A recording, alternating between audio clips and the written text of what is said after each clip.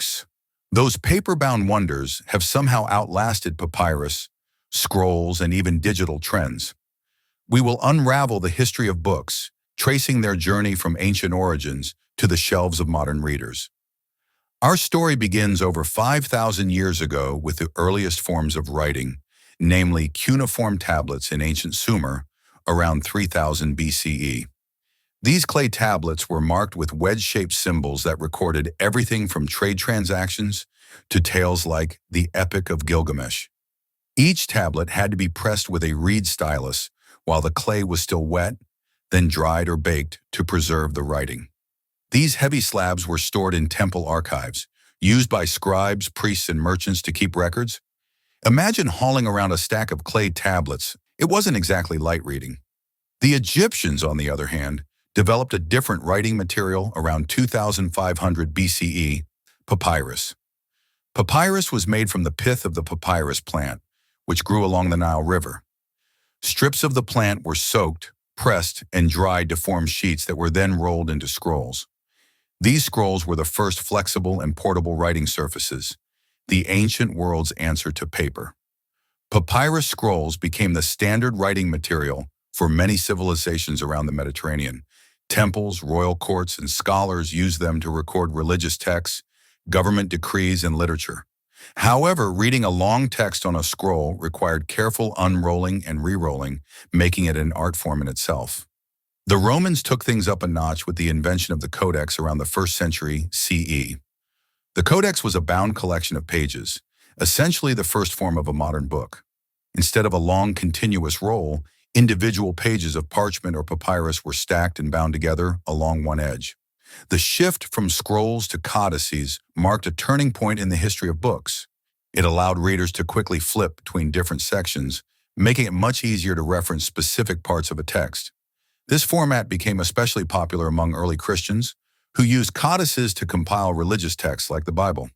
The Codex compact form made it easier to transport and conceal in times of persecution. Codices soon replaced scrolls as the preferred format for most texts in the Western world, as their practicality outweighed the traditional appeal of scrolls. In the Middle Ages, books evolved into works of art. Monks in monasteries across Europe took on the painstaking task of hand-copying texts in scriptoria, rooms dedicated to writing. These monks created illuminated manuscripts, books adorned with elaborate decorations, including gold leaf, colorful illustrations, and intricate borders. The process of making an illuminated manuscript was labor-intensive. Parchment, made from animal skin, had to be carefully prepared. The text was then written with quills dipped in ink, and illuminators would add illustrations and decorations using precious materials. It could take years to complete a single book, and the finished manuscripts were often kept under lock and key in monastic libraries. Books at this time were rare and precious, often chained to library shelves to prevent theft. They were status symbols for the wealthy and religious institutions, who used them to display their devotion and power. Then came Johannes Gutenberg in the mid-15th century, revolutionizing the world with the invention of the movable type printing press. In 1440, Gutenberg's press allowed for the mass production of books for the first time. His printing technique used individual, movable letters made of metal, which could be rearranged and reused to print different pages. The first major book Gutenberg printed was the Gutenberg Bible, around 1455. It was a 2-volume, 1,282-page work, combining beautiful craftsmanship with the speed and efficiency of print. This breakthrough dramatically reduced the cost of books, making them more accessible to the middle class and setting the stage for an explosion in literacy and education. The printing press democratized knowledge in a way never before possible, laying the groundwork for the Renaissance, the Reformation, and the scientific revolution. Ideas could now spread quickly across Europe, challenging established authority and igniting intellectual movements. Fast forward to the Grand Libraries. From Alexandria to modern-day institutions, the Library of Alexandria, established in the 3rd century BCE, was one of the ancient world's largest and most significant libraries, housing hundreds of thousands of scrolls. It aimed to collect all the knowledge of the known world, attracting scholars from far and wide, However, the library's eventual destruction, likely a combination of fires and neglect over several centuries, marked the loss of countless works of ancient wisdom. Yet the concept of the library lived on, evolving into medieval monastery libraries and later into public institutions that encouraged the spread of knowledge. As books traveled the world, they adapted to different cultural traditions. In Japan, woodblock printing became a popular method for producing books as early as the 8th century. Japanese books were often printed on handmade paper and bound using a distinct style, featuring thread stitching on the spine. In the Islamic world, calligraphy elevated the appearance of books to a form of high art.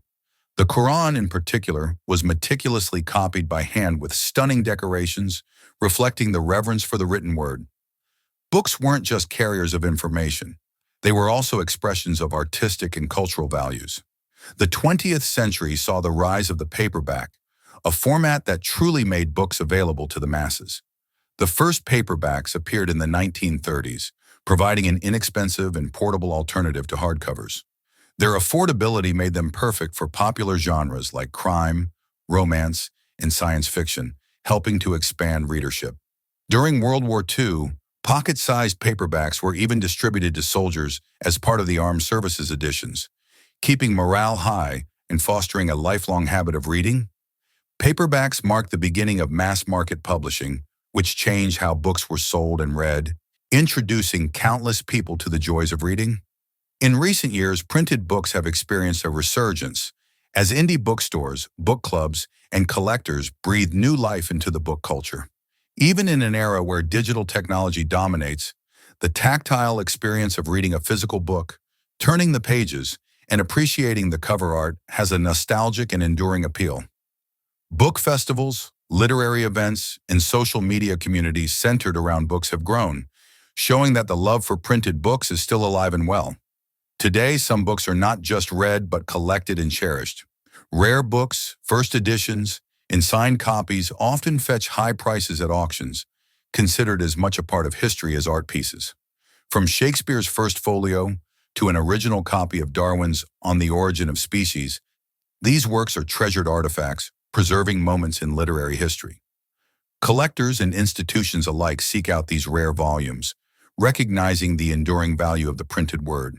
So, from ancient clay tablets to the modern paperback, books have shaped civilizations, inspired revolutions, and sparked curiosity. They have been symbols of power, art, and freedom. Whether you're reading a centuries-old manuscript or a contemporary novel, books remain a powerful way to learn, escape, and explore. Throughout history, the love of books has been an epic journey, transcending time, culture, and technology. Their story, much like the stories they contain, continues to unfold. Now go read something. The next chapter of history awaits.